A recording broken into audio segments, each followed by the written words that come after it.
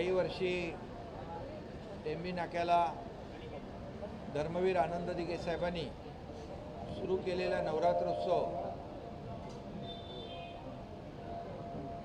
अतिशय हे काय माईक कशाला ठेवलाय? माईक बंद करा. माईक बंद कर.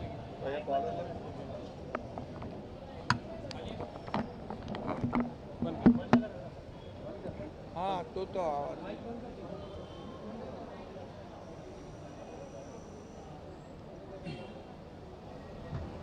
सर्व पत्रकारांचं मनापासून स्वागत करतो. आणि अरे इथं आवाज येतो ना, काय हे पाहिजे का तुम्हाला?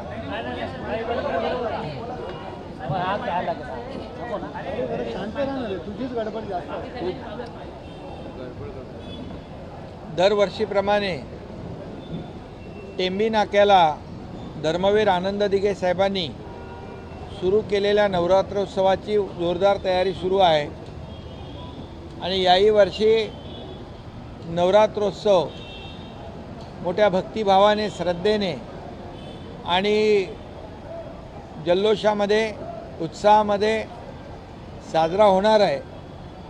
आणि त्याची ही सर्व पूर्वतयारी या ठिकाणी सुरू आहे. खरं म्हणजे धर्मवीर आनंद दिघे साहेबांनी सुरू केलेला हा नवरात्रोत्सव हा फक्त महाराष्ट्रात नाही, देशात नाही तर जगभरामध्ये याची कीर्ती पसरली. आणि आपण देशात, जगभरात कुठेही गेलात तरी अंबे मातेची जो फोटो आहे, जो मुखवटा आहे, तो आपल्याला पाहायला मिळतो. तो या आपल्या टेंबी नाक्याच्या दिघे साहेबांनी सुरू केलेल्या देवीचाच मुखवटा आहे. तोच आपल्याला सगळीकडे पाहायला मिळतो. आणि त्यामुळे या टेंबी नाक्याच्या अंबे मातेचं जे महात्म्य आहे, जी काही सर्वदूर पसरलेली कीर्ती आहे, ही आपण पाहतो. आणि वर्षागणिक दरवर्षी या उत्सवामध्ये भर पडत असते. आता यावेळेस 4 धाम जे आहेत त्याचं एक संकल्पना डोळ्यासमोर ठेवून हे मंदिर उभं राहतं आहे. तामिळनाडूमधलं बृहदेश्वर शंकराचं मंदिर या ठिकाणी उभं करण्याचा संकल्पना या ठिकाणी मांडलेली आहे. आणि आमचा अमन विधाते हा कार्यकर्ता आहे आमचा. आणि तो या ठिकाणी त्याच्या मार्गदर्शनाखाली हे सर्व सजावटीचं काम होतं आहे. आणि दरवर्षी आपण पाहतो की काही ना काही आपल्या देवी भक्तांसाठी नवीन विषय घेऊन, नवीन मंदिराचं असेल, जे काही नवीन विषय आहेत ते धरून, आणि धार्मिक आणि अतिशय लोकांना काही ठिकाणी पोचता येत नाही, 4 धाम असेल, आणि मग अशा ठिकाणी टेंबी नाक्याला येऊन त्यांना दर्शनाचा लाभ होतो. आणि म्हणूनच दरवेळेला आपण वेगवेगळ्या सजावटींच्या माध्यमातून टेंबी नाका नवरात्रोत्सव या ठिकाणी अंबे मातेची भक्तिभावाने सेवा करताना आपण पाहतो. खरं म्हणजे हा उत्सव दिघे साहेबांनी 1978 साली सुरू केला आणि त्याचं महात्म्य दरवर्षी वाढत गेलं.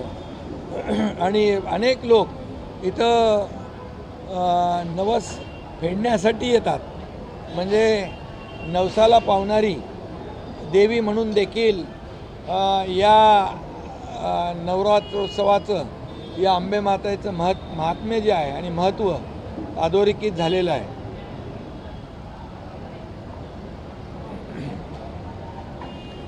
आणि यामध्ये ठाणेकर तर आहेत, परंतु तमाम महाराष्ट्रातले, देशभरातले लोक या ठिकाणी येत असतात आणि अतिशय श्रद्धेने, भक्तिभावाने दर्शन घेत असतात.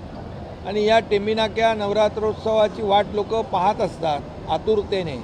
आणि त्याचबरोबर या नवरात्रोत्सवाचं वैशिष्ट्य जे आहे की जी आगमनाची मिरवणूक आहे त्या आगमनाच्या मिरवणुकीत देखील जे दिघे साहेबांनी सुरुवातीपासून जे सर्व त्यामध्ये वाद्य असतील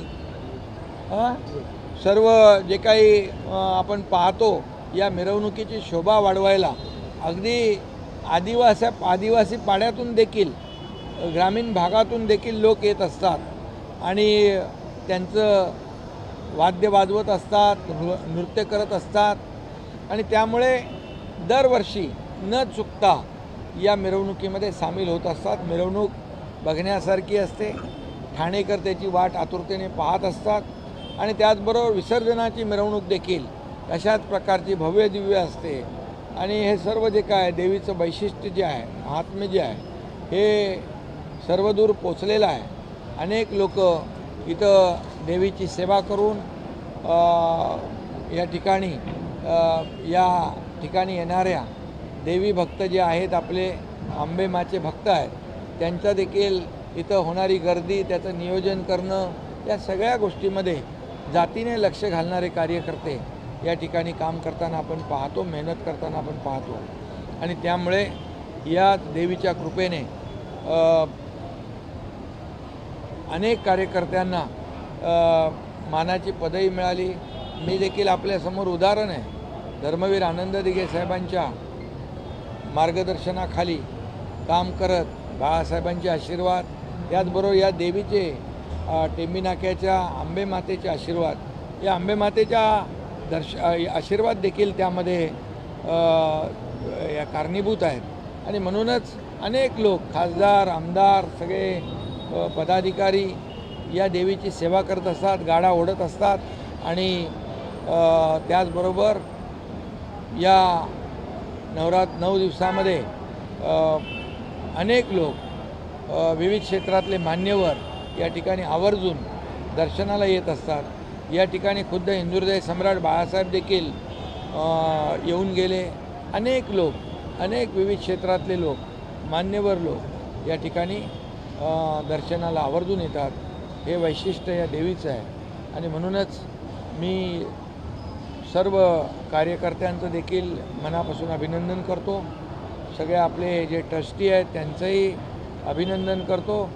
लाखो लोकांची गर्दी होऊन देखील या ठिकाणी इथं व्यवस्थित नियोजन करताना कार्यकर्ते आपण पाहतो आणि म्हणून या देवीच्या कृपेमुळे सगळ्यांचंच चांगलं झालेलं आहे आणि मी आपल्या अंबे मातेकडे हेही साकडं घालतो की महाराष्ट्रावर येणारी सगळी अरिष्ट संकट दूर होवोत, देशावर येणारी अरिष्ट संकट दूर होवोत आणि या महाराष्ट्रातला बळीराजा जो आहे, बळीराजा आता बऱ्याच ठिकाणी अवकाळी पावसाने नुकसान झालेलं आहे. बळीराजाच्या मागे नेहमी शेतकऱ्याच्या मागे सरकार उभं राहिलेलं आहे. याही वेळेस शेतकऱ्याला आम्ही वाऱ्यावर सोडणार नाही, पण त्याच्यावरची संकट अरिष्ट दूर होऊन त्याच्या जीवनामध्ये सुखाचे, समृद्धीचे, आनंदाचे दिवस येऊ द्या. लाडक्या बहिणी, लाडके भाऊ, या महाराष्ट्रातली तमाम जनता, या महाराष्ट्रातल्या तमाम जनतेच्या जीवनामध्ये चांगले आनंदाचे, सुखाचे, समृद्धीचे दिवस येऊ दे. त्यांच्या कष्ट, अरिष्ट, संकट दूर होत अशी मी प्रत्येक वेळेला जिथं जातो तिथं प्रार्थना करत असतो आणि आजही मी देवीकडे तीच प्रार्थना करतो.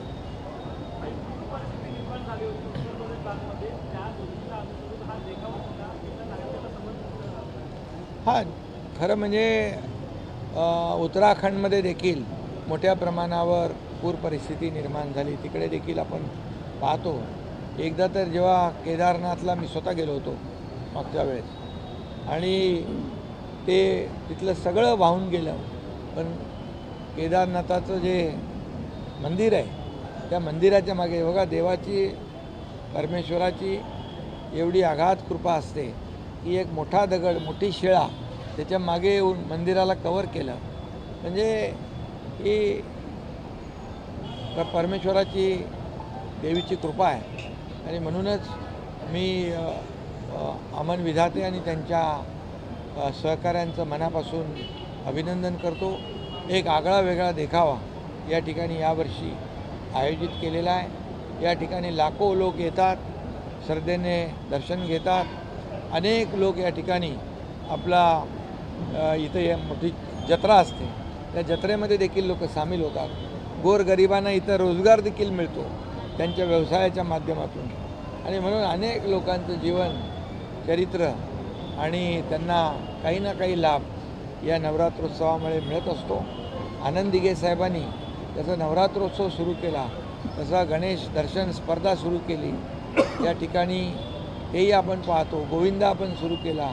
टेंबी नाक्याला आताच झालेल्या गोविंदामध्ये सगळीकडचे गोविंदा येतात, पण पहिला मानाची हंडी म्हणून इथं सलामी देऊन पुढं जातात.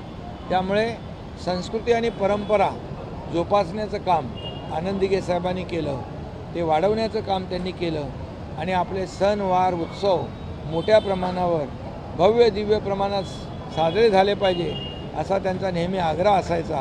कारण शेवटी आपली संस्कृती आपली परंपरा आपण जोपासली पाहिजे, वाढवली पाहिजे, पुढं नेली पाहिजे. कारण महाराष्ट्राला एक संस्कृती आहे, ही संतांची भूमी आहे, ही छत्रपती शिवाजी महाराजांची भूमी आहे. त्यामुळे हे सर्व सण उत्सव या ठिकाणी दिघे साहेबांनी टेंबी नाक्याला सुरू केले आणि मग त्याची व्याप्ती संपूर्ण महाराष्ट्रामध्ये सुरू झाली. हा एक अनुभव आहे. ठाणे आणि शिवसेना हे एक समीकरण आहे. पहिली सत्ता ठाण्याला शिवसेनेला धर्मवीर आनंद दिघे यांची दिली होती. मात्र शिवसेनेचे प्रवक्ते आनंद दिघे यांच्यावरती वक्तव्य करतात. त्यांचे स्पष्ट काही वेळापूर्वी आनंद आश्रमाच्या बाहेर शिवसैनिकांनी त्यांचा पुतळा जाळून दिलेला आहे. आपली काय प्रतिक्रिया? धर्मवीर आनंद दिघे साहेबांच्या कामाची कार्याची उंची मोजण्याचं काम आणि पाप कोणी करू नये. कारण आनंद दिघे साहेबांनी जे जीवन समर्पित केलं ते फक्त आणि फक्त सर्वसामान्य लोकांसाठी.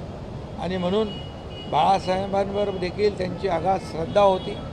बाळासाहेबांनी सांगायचं आणि दिघे साहेबांनी ते पूर्ण करायचं, एक समीकरण होतं. त्यामुळे आनंद दिघे साहेब मला वाटतं अशा कोत्या वृत्तीच्या लोकांना कळणार नाहीत. त्यांना त्यांचा खूप अभ्यास करावा लागेल. तर राहुल गांधी यांनी पुन्हा एकदा पत्रकार परिषद घेतली आणि पुन्हा एकदा वोट चोरीवरती त्यांनी वक्तव्य केलेले आहे. मात्र निवडणूक आयोगाला त्यांनी कोणतेही पुरावे सादर न केल्याचा आरोप निवडणूक आयोग वारंवार करते. मात्र राहुल गांधी वारंवार पत्रकार परिषदेच्या माध्यमातून समोर येत आहे. नाही, खरं म्हणजे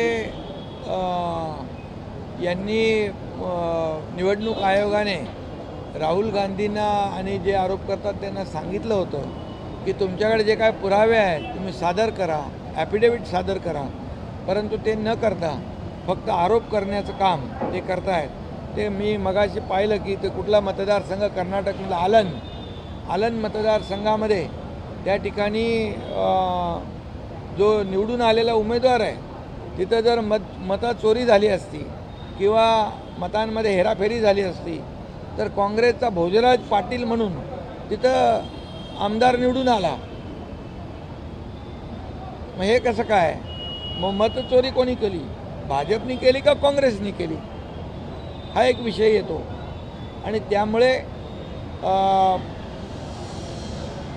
फक्त आरोप निवडणूक आयोगाकडे पुरावे कुठे दिले त्यांनी? निवडणूक आयोग मी मागाशी सांगितलं की ॲफिडेविट सादर करा म्हणून सांगितलं, परंतु त्यांनी ते केले नाहीत, करता आले नाहीत. आणि फक्त फेक नॅरेटिव्ह पसरवण्याचं काम, लोकांमध्ये संभ्रम निर्माण करण्याचं काम, लोकांची दिशाभूल करण्याचं काम या ठिकाणी ते करतायत. ते काय आकडेवारी आणि गणितं या ठिकाणी सांगून. परंतु मला वाटतं त्यांच्याकडे ठोस पुरावे असतील तर त्यांनी निवडणूक आयोगाकडे या ठिकाणी दिले पाहिजे. निवडणूक आयोगाने ऐकलं नाही तर त्यांनी कोर्टात गेलं पाहिजे, न्यायालयात दरवाजा ठोठवले पाहिजे. निवडणूक आयोगाने देखील स्पष्टीकरण दिलेलं आहे.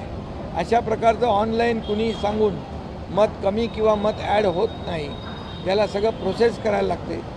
त्यामुळे मला वाटतं जे काही आरोप त्यांनी केले आणि त्यांचे आरोप जेव्हा ते जिंकतात तेव्हा त्यांचे आरोप नसतात, जेव्हा हरतात तेव्हाच आरोप असतात. EVM मशीनवर देखील आरोप करतात ते. म्हणजे EVM मशीन जे आहे ते मतदान कुणाच्या काळात सुरू झालं तेव्हा मला वाटतं मनमोहन सिंग होते. UPAचे प्रधानमंत्री आणि त्यावेळेस त्यांच्या काळामध्ये हे EVM वरचं मतदान सुरू झालं. मग ते मतदान जे आहे त्यांनी सुरू केलेलं प्रक्रिया चुकीची आहे असं त्यांना म्हणायचं आहे का? आणि त्यामुळे या सगळ्या ज्या काही बाबी आहेत. दुसरी गोष्ट ते म्हणाले की हे सर्व जे आहे हायजॅक करण्याचं काम 10-15 वर्षापासून सुरू आहे. आता 15 वर्षापूर्वी कोण होतं सत्तेमध्ये? केंद्राच्या UPA सरकार होतं, काँग्रेस होतं. म्हणजे त्यांना त्यांच्याच सरकारवर आरोप करायचा आहे का? हेही या ठिकाणी स्पष्ट केलं पाहिजे. त्यामुळे फक्त आरोप करून चालणार नाही, त्याला पुरावे दिले पाहिजे. आणि कर्नाटकमध्ये ते जिंकले, तेलंगणामध्ये ते जिंकले तेव्हा त्यांनी आरोप केले नाहीत. लोकसभेमध्ये त्यांना महाराष्ट्रामध्ये चांगल्या जागा मिळाल्या त्यावेळेस आम्ही आरोप केले नाहीत EVM मशीनवर किंवा मतदार यादीवर. मग तेव्हा ते जेव्हा लोकसभेच्या जागा त्यांना जास्त मिळाल्या त्यावेळेस ते शांत राहिले. विधानसभेमध्ये जेव्हा आम्ही 2.5-3 वर्षात जे काम आम्ही केलं, लोकसभेमध्ये फेक नॅरेटिव्ह पसरवून संविधान खतरे में आहे, संविधान बदलणार, आरक्षण जाणार, अमुक तमुक सगळं आरोप केले आणि काही प्रमाणामध्ये त्यांना त्याच्यात यश आलं. परंतु विधानसभेमध्ये मतदार सतर्क झाला आणि जे आम्ही केलेलं काम, आम्ही पुढे नेलेले प्रकल्प, लोकाभिमुख कल्याणकारी योजना, लाडकी बहीण योजनासारख्या अनेक योजना आम्ही केल्या आणि त्याचा परिणाम, त्या कामाची पोचपावती आम्हाला विधानसभेच्या निवडणुकीमध्ये मिळाली आणि तेव्हापासून त्यांचा आरोप प्रत्यारोप सुरू झालेला आहे. जेव्हा त्यांना विजय मिळतो तेव्हा ते आरोप करत नाहीत. जेव्हा त्यांना पराभव होतो त्यावेळेस मात्र ते EVMवर, मतदार यादीवर, निवडणूक आयोगावर, अगदी कोर्टावर देखील आरोप करतात. मीनाताई ठाकरे यांच्या पुतळ्याची विटंबना करणारा आरोपी सापडलेला आहे आणि तो ठाकरेंच्या मातोश्रीवर असणाऱ्या जे काही कार्यकर्ते त्यांच्यातच एक नातेवाईक आहे. त्याने असा आरोप केलेला आहे यांच्या जमिनीमध्ये ते हस्तक्षेप करत होते ठाकरे, म्हणून त्यांनी कृती केल्याचं त्यांनी सांगितलं. त्यांनी स्पष्टीकरण दिलं आहे ना. म्हणजे एखाद्या माणसाला, परंतु झालेला प्रकार जो आहे अतिशय दुर्दैवी आहे, निंदनीय आहे. कारण अशा प्रकारे माँसाहेबांच्या पुतळ्यावर रंग टाकणे हे दुर्दैवी प्रकार आहे. त्याला कुणी पाठीशी घालता कामा नये. त्याच्यावर कठोर कारवाई तर होईलच, परंतु यामध्ये राजकारण करण्याची जी काही तयारी काही लोकांची होती ती त्याच्या काय त्याचं नाव आहे पावसकर, त्याच्या स्पष्टीकरणामुळे हाणून पाडलेली आहे. तो तिकडे होता ना, मातोश्रीच होता. हां, ठाकरे हा जो ब्रँड आहे, इतर सर्व ब्रँडिंगच्या बाटल्या आहे, त्यामध्ये फक्त बीच आहे महाराष्ट्रासाठी असं वक्तव्य संजय राऊत यांनी सत्ताधाऱ्यांवर कोणी कोणी संजय राऊत यांनी तुम्ही दिले ना उत्तर? दिले सगळे उत्तर दिले. नवी मुंबईच्या इमारती बाबतीत विचारणा केलेली आहे, तुमच्या बाबतीत सांगितलेलं काय निर्णय झाले? नाही, यामध्ये आमचा जो कायदेशीर विभाग जो आहे नगरविकासचा, विधी व न्याय विभाग, तो त्या बाबतीमध्ये त्याचं स्पष्टीकरण पुढच्या तारखेला देईल. आलिशान गाड्या घेण्यासाठी आता प्रशिक्षण येणार आहे. कलेक्टरला 12 लाखापर्यंत, म्हणजे जिल्हाधिकारी 12 लाखापर्यंत अशा प्रकारच्या गाड्या घ्याव्यात असे आदेश बैठकीत देण्यात. काय नेमके आदेश काय जिल्हाधिकाऱ्यांना 12 लाखापर्यंतच्या गाड्या ज्या आहेत त्या देण्याच्या ठीक आहे. त्याचे तर मुंबई महापालिकेच्या निवडणुकीचा मुद्दे वागायला, कारण सुप्रीम कोर्टाने 21 जानेवारीची आतमध्ये निवडणूक घ्यायला सांगितले. तर ठाकरे गटाचे असे नेते म्हणत आहेत की मुंबई महापालिकेमध्ये ठाकरे गटाचाच महापौर बसेल. कोणाचा भापर बसेल? ठाकरे गट.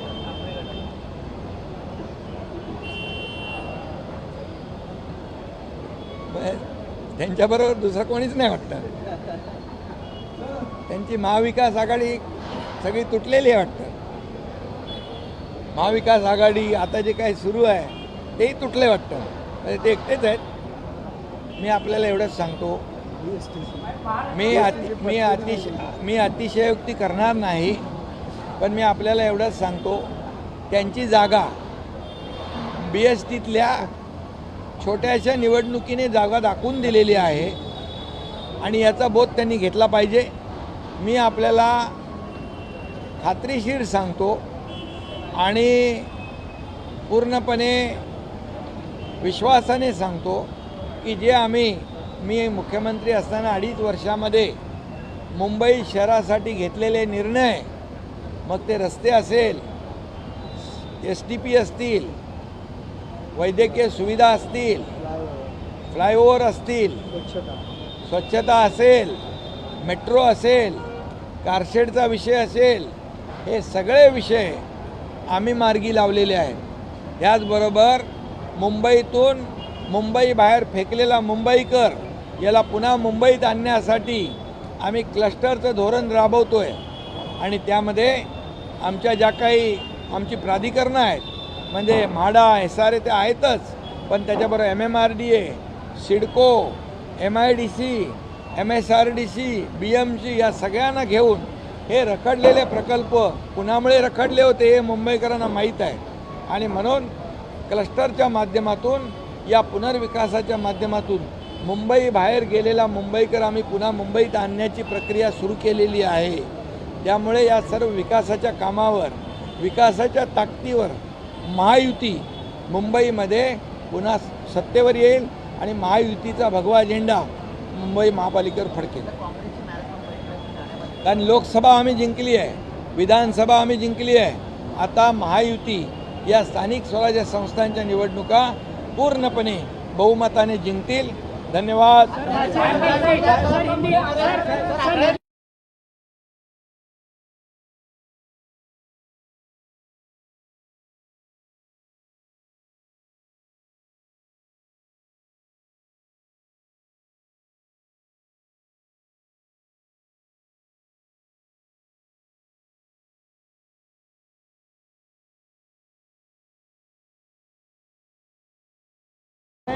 जिल्हाधिकाऱ्यांना आदेश दिलेले आहेत की तातडीने पंचनामे करून त्यांना मदत द्या. सर, यूपीटी के सांसद है, उन्होंने आनंद विजय को लेकर फिर एक बार विवादित बयान दिया है. कैसे इस बयान को देखते हो, क्या नहीं, उसके ऊपर हमारे नरेश मस्के खासदार और इन्होंने हेमंत पवार ने ये वहाँ पर उनको जो बयान पर रिएक्शन दी हुई है. मैं इतना ही कहता हूँ कि धर्मवीर आनंद दिघे साहब, इनके कार्य की ऊंचाई किसी ने मापने की कोशिश नहीं करनी चाहिए. उन्होंने अपना पूरा जीवन लोक सेवा के लिए, जन सेवा के लिए समर्पित किया है और मैं इतना ही कहूँगा, जो उनकी मजाक उड़ाएंगे वो आनंद दिघे साहब चमत्कार उनको दिखाएंगे. सर, राहुल गांधी ने पत्रकार परिषद दी, इस पत्रकार परिषद के माध्यम से उन्होंने दोबारा कहा है कि कर्नाटक में जहाँ पर कांग्रेस के मतदाता है, जानबूझकर ECA जो है उसको हटाने की कोशिश कर रहा है और महाराष्ट्र में भी इसी तरीके से की. कर्नाटक में वो आलंद चुनाव क्षेत्र में उन्होंने आरोप लगाया है, लेकिन मैंने जानकारी ली तो वहाँ पर चुनकर आने वाला कांग्रेस का ही विधायक है भोजराज पाटिल. तो वोट चोरी किसने की, कांग्रेस ने की या भाजपा ने की? तो कांग्रेस का अगर वहाँ चुनाव जीतता है कैंडिडेट, इसका मतलब है कि वहाँ पर वोट चोरी करने का काम कांग्रेस ने किया है. और मैं ये कहूँगा कि ये चुनाव आयोग हमेशा बार बार कह रहा है कि आपके पास कोई सबूत है तो एफिडेविट करो, उसका सबूत पेश करो. लेकिन राहुल गांधी वो नहीं कर रहे, खाली आरोप कर रहे मीडिया में. उनको चुनाव आयोग के पास जाना चाहिए, एफिडेविट करना चाहिए या फिर कोर्ट में जाना चाहिए सुनवाई के लिए. और मैं इतना ही कहूँगा कि ये जो बार बार जब हार जाते हैं तो आरोप लगाते हैं, वो उनको जीत होती है. कर्नाटक में, तेलंगाना में, महाराष्ट्र के लोकसभा में चुनाव में उनको ज़्यादा सीटें मिली, वहाँ पर जीत हासिल हो गई, तभी उन्होंने कुछ कहा नहीं. तभी चुनाव आयोग भी अच्छा है, EVM भी अच्छा है, सब कुछ अच्छा है. और दूसरी बात, वो बार बार EVM पर आरोप लगाते हैं. मैं उनको पूछना चाहता हूँ कि EVM की शुरुआत कभी हुई UPA के सरकार में, जब प्रधानमंत्री मनमोहन सिंह जी थे. तो ये बात को भी उन्होंने ध्यान में रखना चाहिए. क्या मनमोहन सिंह सरकार पर उनका आरोप है? क्या कांग्रेस सरकार यूपीए सरकार पर आरोप है ईवीएम उन्होंने शुरू किया है? हमने ईवीएम शुरू नहीं किया है। ये ईवीएम के चुनाव पहले से 2014 से पहले जब आदरणीय प्रधानमंत्री नरेंद्र मोदी जी बने, इससे पहले से ईवीएम का इस्तेमाल शुरू है। लोकशाही मराठी ऐका, पहा, जागरूक रहा।